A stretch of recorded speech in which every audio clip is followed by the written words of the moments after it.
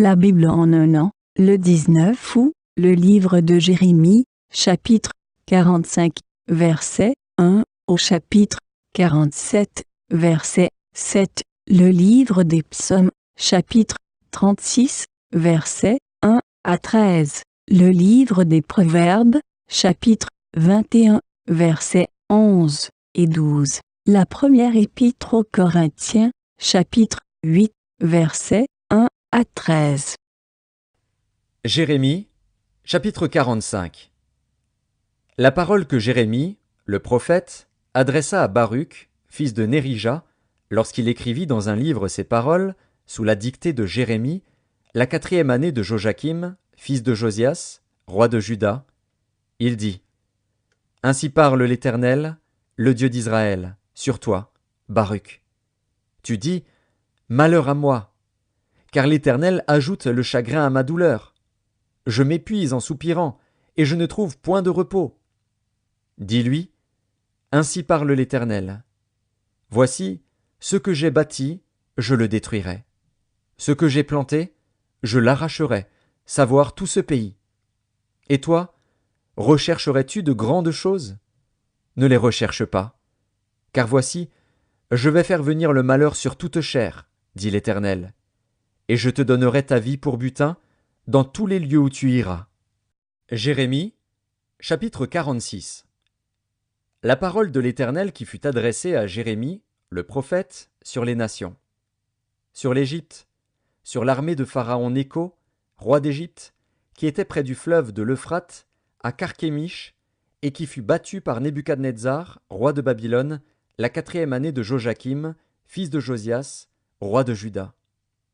Préparez le petit et le grand bouclier, et marchez au combat. Attelez les chevaux, montez, cavaliers. Paraissez avec vos casques, polissez vos lances, revêtez la cuirasse. Que vois-je ? Ils ont peur, ils reculent. Leurs vaillants hommes sont battus. Ils fuient sans se retourner. L'épouvante est de toutes parts, dit l'Éternel. Que le plus léger ne trouve aucun salut dans la fuite, que le plus vaillant n'échappe pas. Au septentrion, sur les rives de l'Euphrate, ils chancellent, ils tombent. Qui est celui qui s'avance comme le Nil et dont les eaux sont agitées comme les torrents ? C'est l'Égypte. Elle s'avance comme le Nil, et ses eaux sont agitées comme les torrents. Elle dit : Je monterai, je couvrirai la terre, je détruirai les villes et leurs habitants. Montez, chevaux, précipitez-vous, chars. Qu'ils se montrent, les vaillants hommes, ceux d'Éthiopie et de Put qui portent le bouclier, et ceux de Lude qui manient et tendent l'arc. Ce jour est au Seigneur, à l'Éternel des armées. C'est un jour de vengeance, où il se venge de ses ennemis. L'épée dévore, elle se rassasie, elle s'enivre de leur sang. Car il y a des victimes du Seigneur, de l'Éternel des armées, au pays du Septentrion, sur les rives de l'Euphrate. Monte en Galaad, prends du baume, vierge, fille de l'Égypte. En vain tu multiplies les remèdes, il n'y a point de guérison pour toi. Les nations apprennent ta honte, et tes cris remplissent la terre, car les guerriers chancellent l'un sur l'autre, ils tombent tous ensemble. La parole qui fut adressée par l'Éternel à Jérémie, le prophète, sur l'arrivée de Nebuchadnezzar, roi de Babylone, qui voulait frapper le pays d'Égypte. Annoncez-le en Égypte, publiez-le à Migdol, publiez-le à Noph et à Tachpanès. Dites : Lève-toi, prépare-toi, car l'épée dévore autour de toi. Pourquoi tes vaillants hommes sont-ils emportés ? Ils ne tiennent pas ferme, car l'Éternel les renverse. Il en fait chanceler un grand nombre. Ils tombent l'un sur l'autre, et ils disent : Allons, retournons vers notre peuple, dans notre pays natal, loin du glaive destructeur. Là, on s'écrie : Pharaon, roi d'Égypte, ce n'est qu'un bruit. Il a laissé passer le moment. Je suis vivant, dit le roi, dont l'Éternel des armées est le nom, comme le Tabor parmi les montagnes, comme le Carmel qui s'avance dans la mer. Il viendra. Fais ton bagage pour la captivité, habitante, fille de l'Égypte. Car Noph deviendra un désert, elle sera ravagée, elle n'aura plus d'habitants. L'Égypte est une très belle génisse. Le destructeur vient du septentrion. Il arrive. Ces mercenaires aussi sont au milieu d'elles comme des veaux engraissés. Et eux aussi, ils tournent le dos, ils fuient tous sans résister. Car le jour de leur malheur fond sur eux, le temps de leur châtiment. Sa voix se fait entendre comme celle du serpent. Car il s'avance avec une armée, il marche contre elle avec des haches, pareilles à des bûcherons. Ils abattent sa forêt, dit l'Éternel, bien qu'elle soit impénétrable. Car ils sont plus nombreux que les sauterelles, on ne pourrait les compter. La fille de l'Égypte est confuse, elle est livrée entre les mains du peuple du Septentrion. L'Éternel des armées, le Dieu d'Israël, dit : Voici, je vais châtier Amon de No, Pharaon, l'Égypte, ses dieux et ses rois, Pharaon et ceux qui se confient en lui. Je les livrerai entre les mains de ceux qui en veulent à leur vie, entre les mains de Nebuchadnezzar, roi de Babylone, et entre les mains de ses serviteurs. Et après cela, l'Égypte sera habitée comme au jour d'autrefois, dit l'Éternel. Et toi, mon serviteur Jacob, ne crains pas, ne t'effraie pas, Israël, car je te délivrerai de la terre lointaine, je délivrerai ta postérité du pays où elle est captive. Jacob reviendra, il jouira du repos et de la tranquillité, et il n'y aura personne pour le troubler. Toi, mon serviteur Jacob, ne crains pas, dit l'Éternel, car je suis avec toi. J'anéantirai toutes les nations parmi lesquelles je t'ai dispersé, mais toi, je ne t'anéantirai pas. Je te châtierai avec équité, je ne puis pas te laisser impuni. Jérémie, chapitre 47. La parole de l'Éternel qui fut adressée à Jérémie, le prophète, sur les Philistins, avant que Pharaon frappât Gaza. Ainsi parle l'Éternel, voici, des eaux s'élèvent du septentrion, elles sont comme un torrent qui déborde. Elles inondent le pays et ce qu'il contient, les villes et leurs habitants.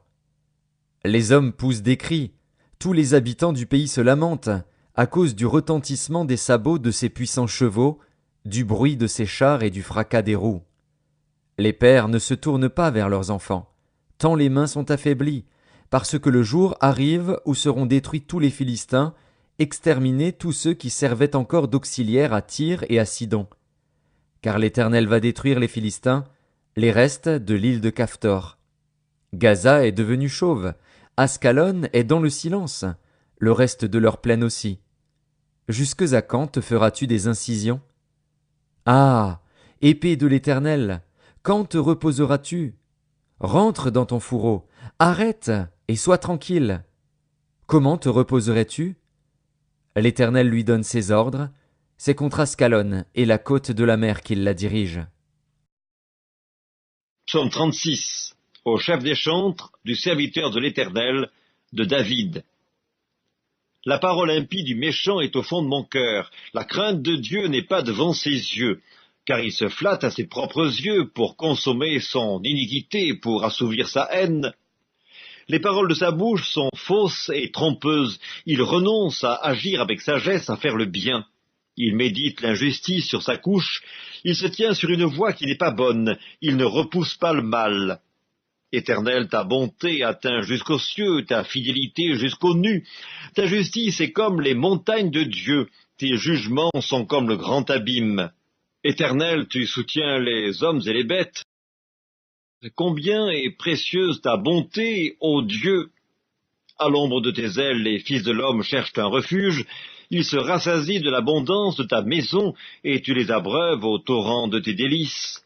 Car auprès de toi est la source de la vie, par ta lumière nous voyons la lumière.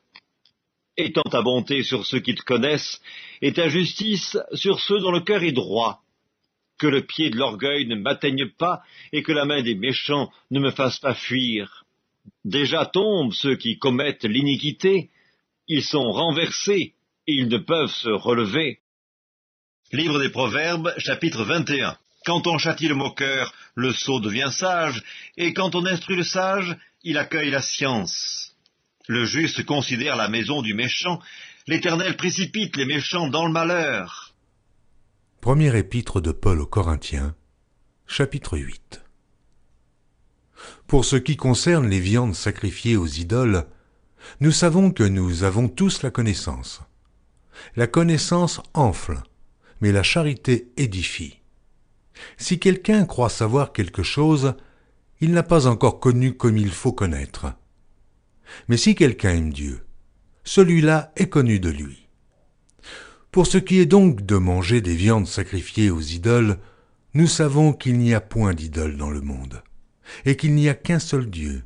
Car s'il existe des êtres qui sont appelés dieux, soit dans le ciel, soit sur la terre, comme il existe réellement plusieurs dieux et plusieurs seigneurs, néanmoins pour nous, il n'y a qu'un seul Dieu, le Père, de qui viennent toutes choses et pour qui nous sommes, et un seul Seigneur, Jésus-Christ, par qui sont toutes choses et par qui nous sommes. Mais cette connaissance n'est pas chez tous. Quelques-uns, d'après la manière dont ils envisagent encore l'idole, mangent de ces viandes comme étant sacrifiées aux idoles, et leur conscience, qui est faible, en est souillée. Ce n'est pas un aliment qui nous rapproche de Dieu. Si nous en mangeons, nous n'avons rien de plus. Si nous n'en mangeons pas, nous n'avons rien de moins.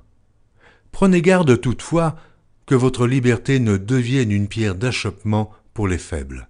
Car si quelqu'un te voit, toi qui as de la connaissance, assis à table dans un temple d'idoles, sa conscience à lui qui est faible, ne le portera-t-elle pas à manger des viandes sacrifiées aux idoles? Et ainsi le faible périra par ta connaissance, le frère pour lequel Christ est mort. En péchant de la sorte contre les frères et en blessant leur conscience faible, vous péchez contre Christ. C'est pourquoi, si un aliment scandalise mon frère, je ne mangerai jamais de viande afin de ne pas scandaliser mon frère.